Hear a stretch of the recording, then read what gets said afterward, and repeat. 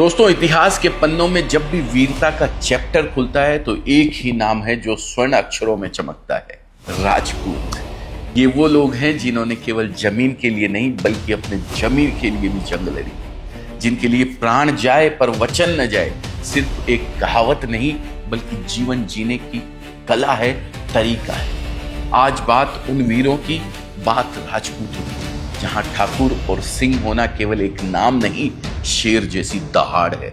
जहां जडेजा और राठौड़ का मतलब है अडिग रहने वाला साहस। जहां चौहान का अर्थ है वो शब्द भेदी लक्ष्य जो कभी चूकता नहीं है।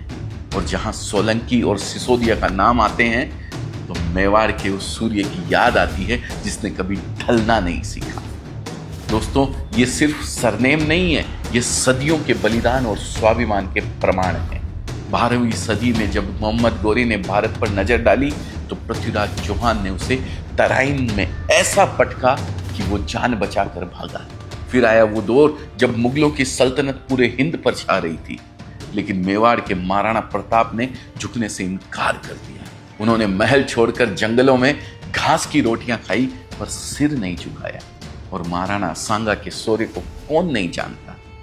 80 घाव लगे थे तन पे, फिर भी व्यथा नहीं थी मन में। लेकिन राजपूती शौर्य सिर्फ मर्दों की मिल्कियत नहीं है, राजपूत छतरानियां भी कुछ कम नहीं थी। सलुंबर की हाड़ी रानी ने पति को युद्ध पर भेजते वक्त निशानी के तौर पर अपनी गर्दन काटकर थाल में रख दी। ऐसा त्याग दुनिया के इतिहास में कहीं नहीं मिलेगा। रानी कर्णावती और रानी दुर्गावती ने आक्रमणकारियों के दांत खट्टे किए, और चित्तौड़ की रानी पद्मिनी को कौन भूल सकता है।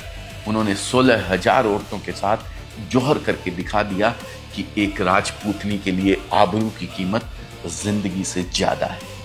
वो राजपूत ही थे जिन्होंने पत्थरों में भी इतिहास लिखा।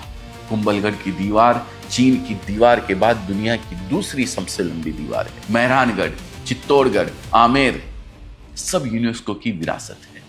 और राजपूतों का ये जज्बा आज भी जिंदा है।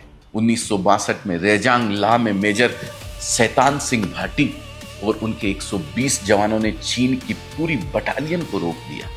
वे आखिरी सांस तक लड़े और मरणोपरांत परमवीर चक्र से नवाजे गए। रीतियां बदल सकती है, दौर बदल सकते हैं, पर राजपूती आन बान और शान का सूरज कभी अस्त नहीं होता।